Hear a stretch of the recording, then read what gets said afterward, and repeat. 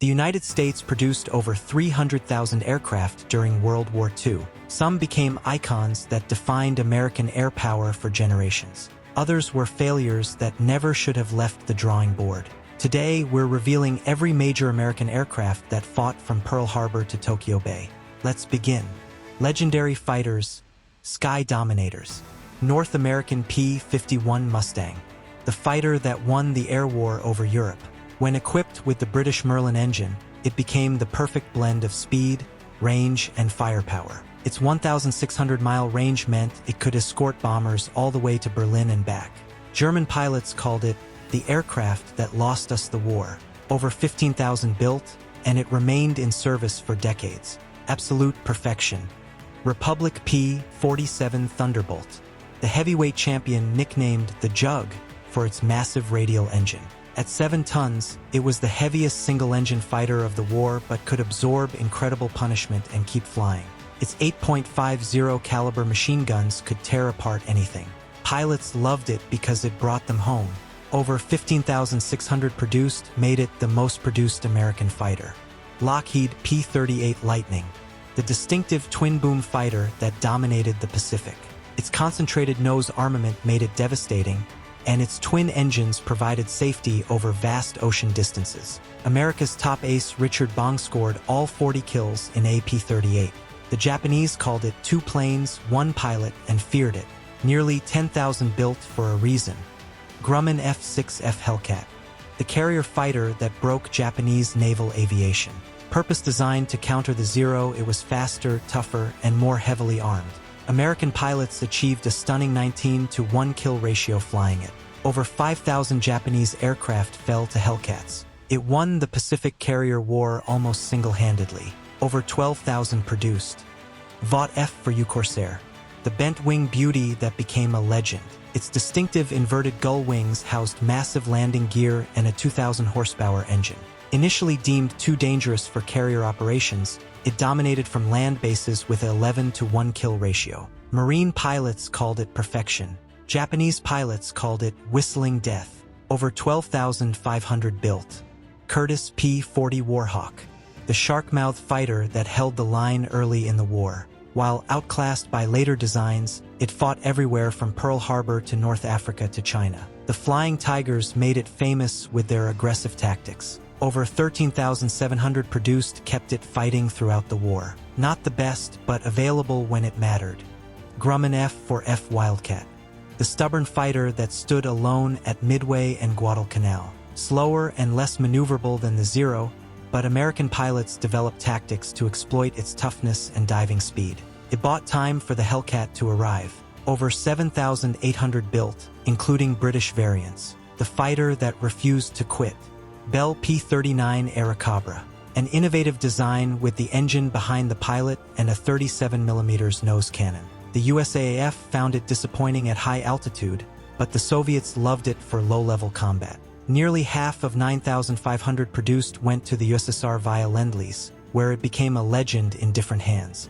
Northrop P-61 Black Widow, America's dedicated night fighter, massive and heavily armed with radar. Its 4 20mm cannons and 4.50 caliber machine guns made it lethal in darkness. Crews loved its spacious cockpit and reliability. The first aircraft designed from inception as a night fighter. Over 700 hunted in the dark. Heavy bombers, strategic hammers. Boeing B-17 Flying Fortress, the legend that defined strategic bombing. Its defensive armament earned the Flying Fortress name, and formations of hundreds darkened European skies. Despite horrific losses, it delivered 640,000 tons of bombs on Nazi Germany. Over 12,700 built made it iconic.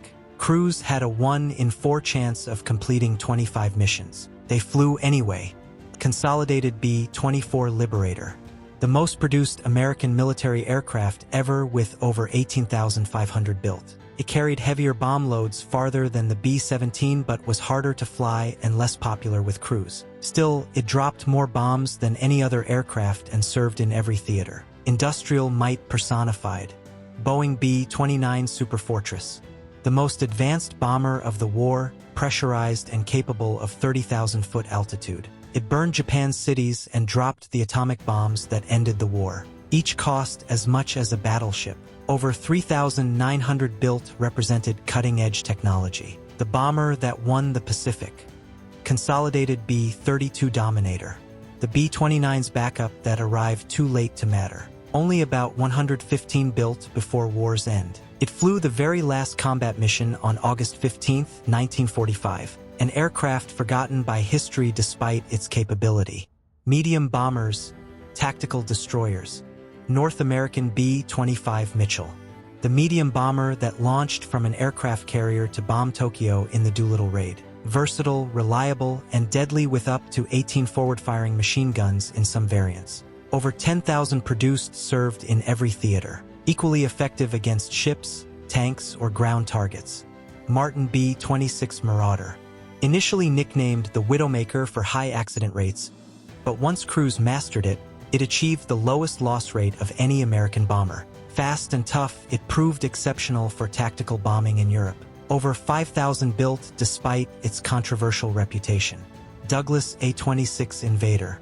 A late-war design so good it served in Korea and Vietnam. Fast, heavily armed, and capable of precision attacks. Only about 2,500 built during World War II, but it showed the future of attack aviation. The best got better. Dive bombers, precision strikers. Douglas SBD Dauntless. The dive bomber that sank 4 Japanese carriers at Midway in 5 minutes. Its accuracy was legendary, and its rugged construction brought crews home. Unspectacular but utterly reliable, it was the backbone of carrier strikes throughout the Pacific. Over 5,900 built won the war one precise bomb at a time. Curtiss SB-2C Helldiver. Designed to replace the Dauntless but plagued by problems. Crews called it the Beast for its difficult handling. Despite issues, over 7,000 were produced and it became effective by war's end. A troubled aircraft that eventually proved its worth. Torpedo bombers, ship killers. Grumman TBF/TBM Avenger. The heavyweight torpedo bomber that devastated the Japanese fleet. Its internal bomb bay could carry a torpedo or 2,000 pounds of bombs. Future President George H.W. Bush flew one. Over 9,800 produced made it the standard torpedo bomber. Slow but deadly, it hunted carriers and battleships. Douglas TBD Devastator. The torpedo bomber that fought at Midway with tragic results. Slow and obsolete, 41 of 42 were shot down without scoring a single hit. Their sacrifice drew Japanese fighters down low, allowing the dauntless dive bombers to strike undefended carriers above. Heroes who bought victory with their lives. Attack and ground support, close air power.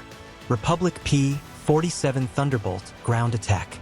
Beyond its fighter role, the Jug became the ultimate ground attack aircraft. Its 8.50 caliber guns and ability to carry 2,500 pounds of bombs or rockets made it devastating against German armor. It could absorb flak that would destroy other aircraft and keep fighting. Douglas A-20 Havoc. A versatile attack bomber serving in every theater. Fast and maneuverable with heavy defensive armament. Over 7,000 produced, with many supplied to the Soviets who loved it. Whether bombing, strafing, or reconnaissance, it performed with distinction. North American A-36 Apache. A dive bomber variant of the P-51 Mustang with dive brakes. Only about 500 built for ground attack in Italy and Burma. Proof that even great fighters could be adapted for specialized roles when needed. Reconnaissance. Eyes in the sky. Lockheed F-5 Lightning. Photo reconnaissance variant of the P-38 with cameras replacing guns. Its speed and altitude capability made it perfect for overflying enemy territory. These unarmed aircraft brought back intelligence that shaped campaigns. Over 700 variants produced. Lockheed F-13 Superfortress. The B-29 stripped of armor and guns, fitted with cameras for high-altitude reconnaissance. It photographed the Japanese home islands preparing for invasion. Speed and altitude were its only defense, but they proved sufficient. Transport, vital lifelines. Douglas C-47 Skytrain, the military DC-3 that carried the war on its wings. It dropped paratroopers, towed gliders, evacuated wounded, and delivered supplies to impossible places. Over 10,000 military variants built. Eisenhower called it one of the 4 weapons that won the war. Unglamorous but absolutely essential. Curtiss C-46 Commando. The larger transport that flew the hump over the Himalayas to China could carry more than the C-47 but was less reliable. Over 3,100 built kept China supplied despite horrific conditions and Japanese fighters. Dangerous work, essential mission. Douglas C-54 Skymaster. The four-engine transport for long-range cargo and VIP missions. It carried Roosevelt to Yalta and supplies across the Pacific. Over 1,100 built provided strategic airlift capability that proved revolutionary. Flying boats, ocean patrol. Consolidated PBY Catalina, the flying boat that patrolled vast Pacific distances. Its 2,500-mile range made it perfect for air-sea rescue, submarine hunting, and reconnaissance. Slow and vulnerable but beloved by downed pilots who owed their lives to Dumbo rescue missions. Over 3,300 built watched the oceans. Martin PBM Mariner, a larger, more capable patrol bomber with better performance than the Catalina. Over 1,300 built hunted submarines and rescued crews throughout the Pacific. Less famous but equally important. Trainers, forging pilots.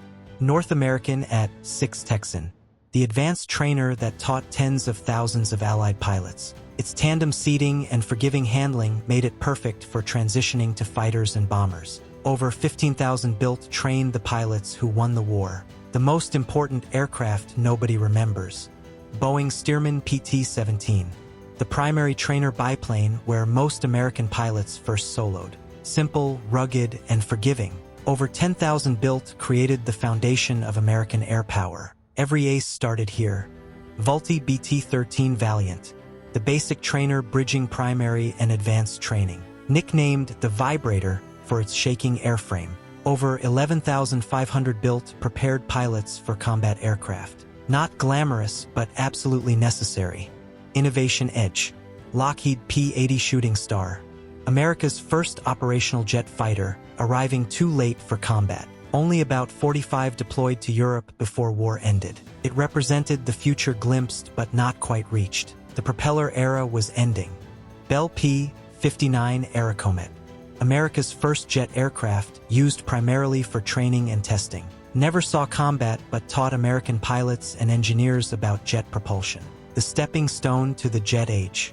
Sikorsky R-4, the world's first production helicopter. Only about 130 built, but it proved the concept with rescue missions in Burma and Alaska. A revolution in vertical flight that would transform warfare. Waco CG-4A, the primary American glider delivering troops and equipment in airborne operations. Over 13,900 built carried paratroopers to Normandy, Market Garden, and the Rhine crossing. Expendable aircraft flown by brave men into hell. Northrop XB-35 Flying Wing, an experimental heavy bomber with revolutionary design. Only prototypes flew during the war, but it previewed the future of aviation. Too radical for its time, it inspired stealth bombers decades later. Conclusion.